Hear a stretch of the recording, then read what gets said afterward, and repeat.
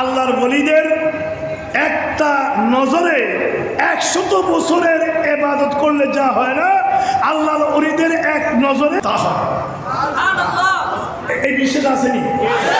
এই বিশ্বাস আসেনি? হযরতে বাজিদ বুস্তামি আলাইহির রহমা চট্টগ্রামে মাজার না, উনি এসেছেন, সেখানে খানকা আছে। ওনার মাজার হলো ইরানে, বুস্তান শহরে। ওই বুস্তান শহরে উনি সুলতানুল আউলিয়া। ওই শহরে একটা বজ্জাত মেয়ে, এটাকে আমি কি বলবো, দেহ বিক্রি করে খায়। হ্যাঁ, পতিতা মেয়ে, সুন্দরী, ষোড়শী সুন্দরী নারী, পতিতা বৃত্তি করে সে চলে।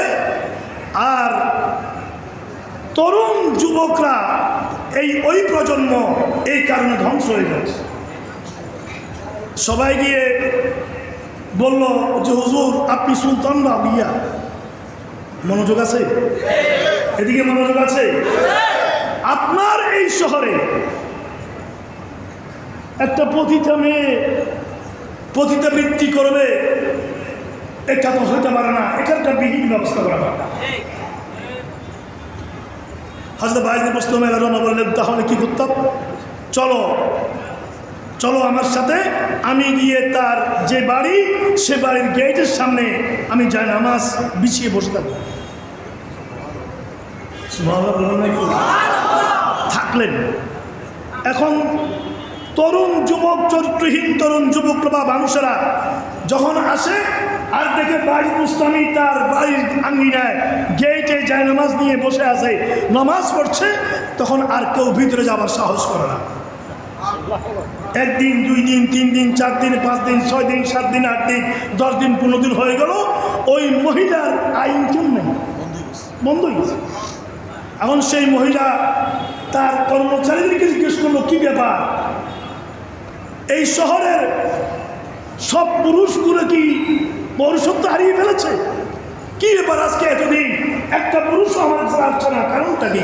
সবাই বললো, কোত্থেকে এক ফকির আইসা এখানে বসা, এই ফকিরের ভয়ে কোনো মানুষ আর আসে না।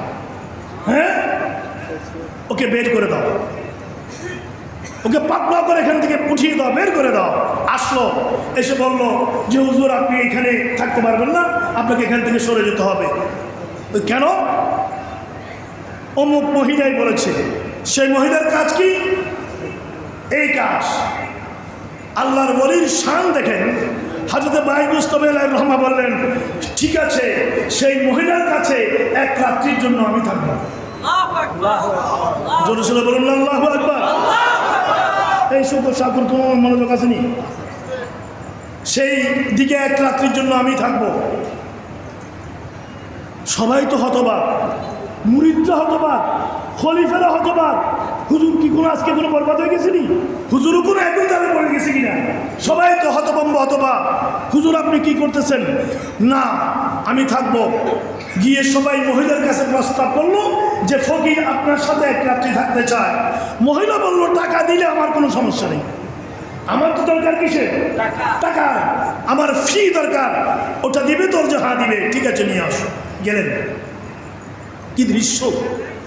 হযরত বাজিদ বুস্তামি আলাইহির রহমা গিয়ে মহিলাকে বললেন, তুমি আমি যা বলি শুনতে হবে। আজকে রাত্রের জন্য তোমাকে আমি ক্রয় করে নিয়েছি, তোমাকে শুনতে হবে যে আমি যা বলি। যাও, তুমি ওযু করে আসো। একসাথে আল্লাহু আকবার বলবেন না? আসলো। বাজিদ বুস্তামি আলাইহির রহমা নিজের জায়গা নামাজটা বিছিয়ে দিলেন, এখানে দাঁড়া। ও শুনতে বাধ্য, বিক্রি হয়ে গেছে। আর বিক্রিত হয়েছে কয়েক রাত আগে যাদের কাছে বিক্রি হতো, ওর কাছে না, আল্লাহর ওলির কাছে বিক্রি হয়েছে। দাঁড় করাই দিলেন।